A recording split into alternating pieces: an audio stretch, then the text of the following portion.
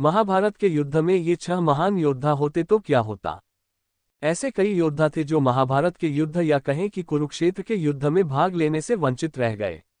ये भी कह सकते हैं कि श्रीकृष्ण की नीति के चलते ही ऐसा हुआ।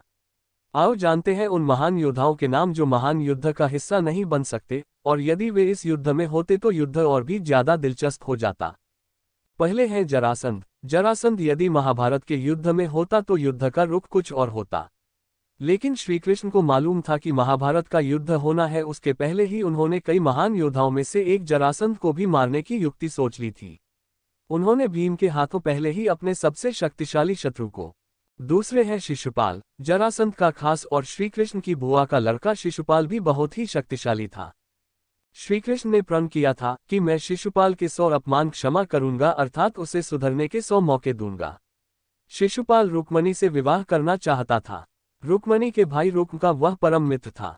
रुक्म अपनी बहन का विवाह शिशुपाल से करना चाहता था और रुक्मणी के माता पिता रुक्मणी का विवाह श्रीकृष्ण के साथ करना चाहते थे, लेकिन रुक्म ने शिशुपाल के साथ रिश्ता तय कर विवाह की तैयारियां शुरू कर दी थी। कृष्ण रुक्मणी का हरण कर ले आए थे। तभी से शिशुपाल कृष्ण का शत्रु बन बैठा। श्रीकृष्ण ने उसके 100 अपराध के बाद उसका वध कर दिया था।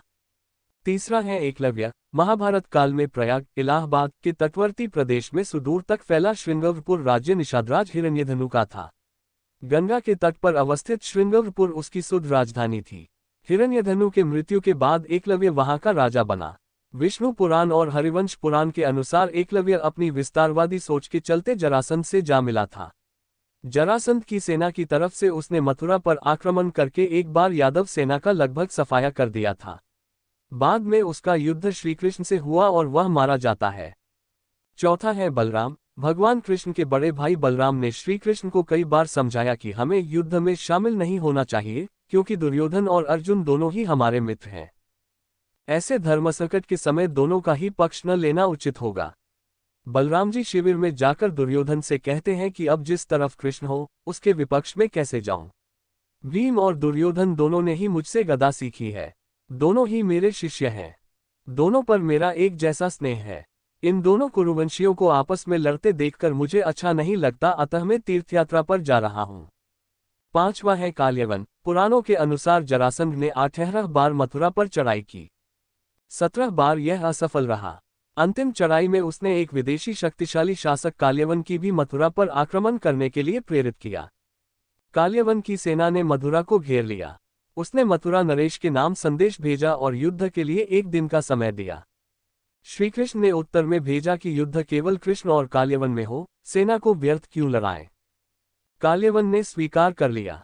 कृष्ण और काल्यवन का युद्ध हुआ और कृष्ण रण की भूमि छोड़कर भागने लगे तो काल्यवन भी उनके पीछे भागा। भागते भागते कृष्ण एक गुफा में चले गए। काल्यवन भी वहीं घुस गया। गुफा में काल्यवन ने एक दूसरे मनुष्य को सोते हुए देखा।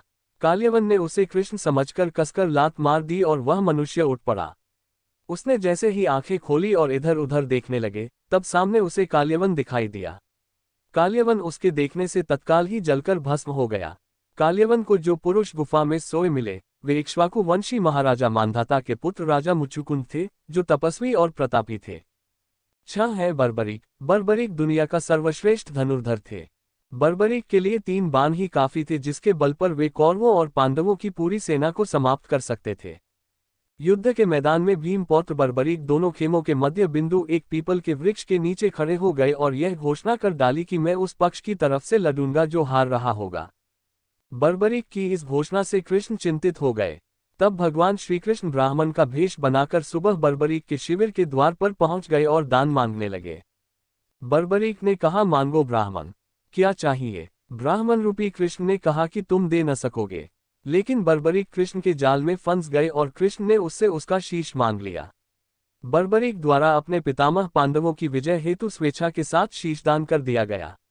बर्बरीक के इस बलिदान को देखकर दान के पश्चात श्रीकृष्ण ने बर्बरीक को कलियुग में स्वयं के नाम से पूजित होने का वर दिया।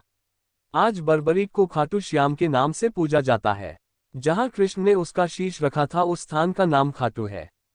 इनके अलावा पौंड्रिक, नरकासुर जैसे कई और भी योद्धा थे जिन्होंने युद्ध में भाग नहीं लिया था, अन्यथा युद्ध का चित्र कुछ और ही होता। वीडियो अच्छा लगे तो चैनल को सब्सक्राइब जरूर करें।